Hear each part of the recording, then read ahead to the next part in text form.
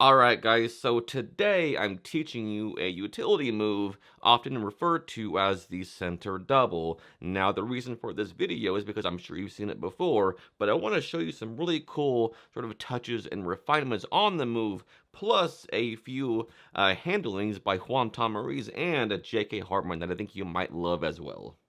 It will take some practice, but it's just really fun to practice also. And by the way, if you don't love practicing card magic, then you probably shouldn't do it. I said what I said, so with that, let's get into it.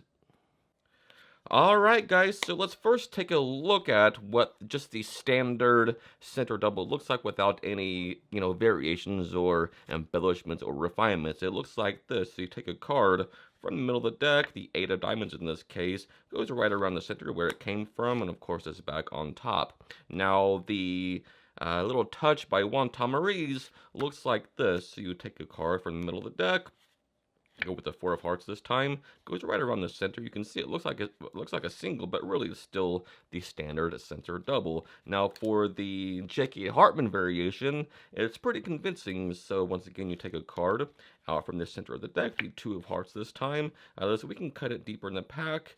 Maybe that's a little too low. Maybe right here is better. You can see it all the way down there, but really, one snap of their fingers and it's back on top of the deck. So let's get into all these moves and we'll unpack each thing as we go along.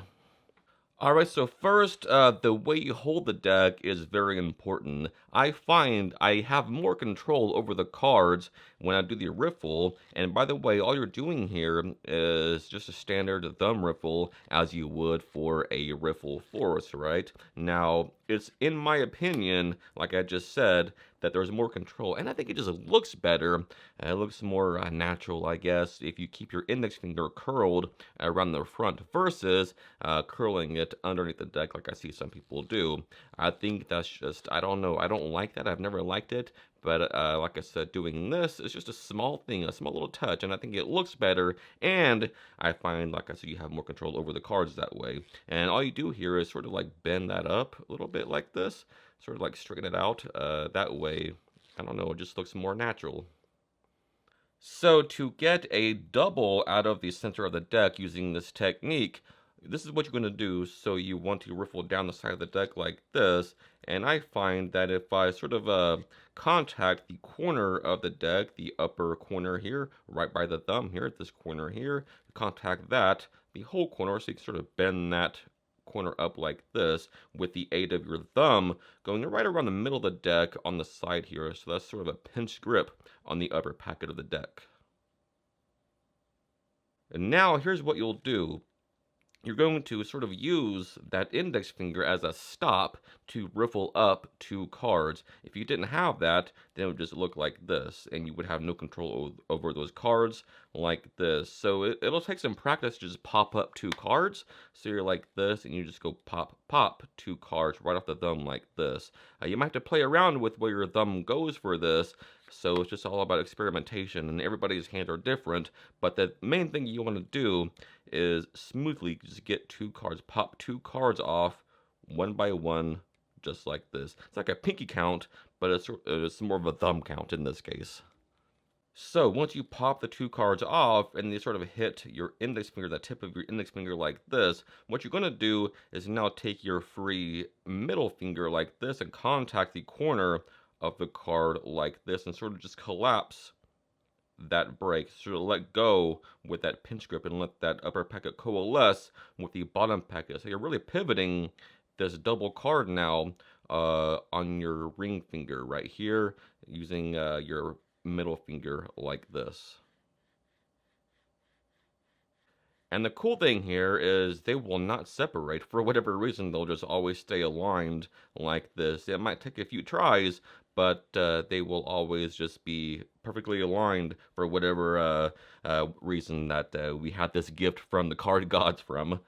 Now, once you have this, riffle 2 cards up, contact the corner with your middle finger, just sort of relax your hands like this, and you just rotate it 90 degrees on your ring finger like this. That way now you have a sort of a right angle, 90 degrees of the card, of the double card and the deck. So now you're here. Now here's what you want to slide it through the deck, sort of like a credit card machine, right? Like this, through the deck as such. And here's how you do that.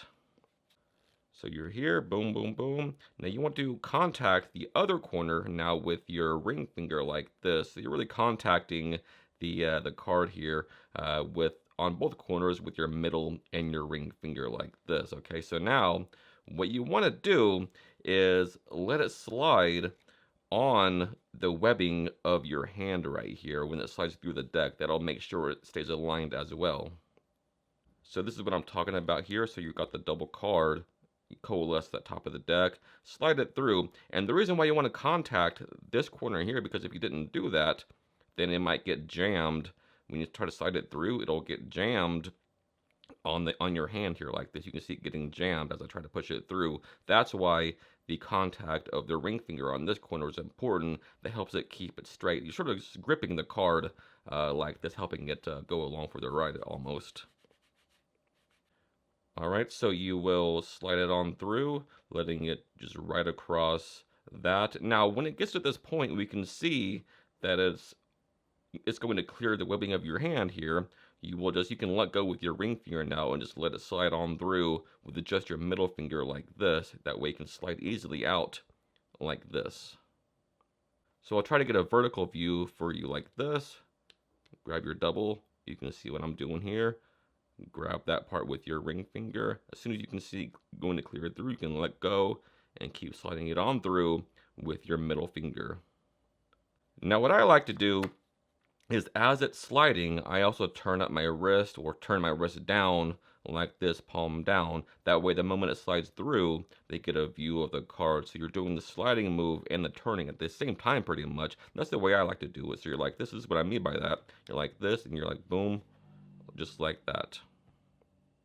Now, here's the selling point of this. You're going to grasp the card like this and sort of snap it out of the deck like this, okay? So you're like this, doing what we've talked about, like this. Boom. Grab it sort of in the middle of the card here with your two fingers, your index and your middle underneath, and your thumb on top like this. That way they stay aligned. Sort of snap it out like this as you turn that hand back up to a normal position, and then just simply turn the double card over on top of the deck. And that's the standard center double. So now let's talk about that nice little embellishment by Tamariz where you turn it down and it looks like you just do this, where it looks like just one card. And here's what you're doing here. This is an exposed view for you just like this. What's happening here is when you do the center double and you grab it out, you're going to, as you turn it down, you're just going to just do this, all right? It's sort of a push-pull technique. Your fingers and your thumb working together like this. Your thumb sort of moves back as your fingers move up like this. Sort of just wiggle those around, sort of like a wiggle move, right? So you're like this, and you're going to do that technique as you turn it down just like this. So one card lands face down out jogged. I'll do that one more time. So you're here, boom, boom, boom. As you go to turn it down, check this out. Just do that, and then it looks like one card is out jogged. And sometimes you might find that the card will be either a little bit in jogged or out jogged. And here's a nice way to combat that.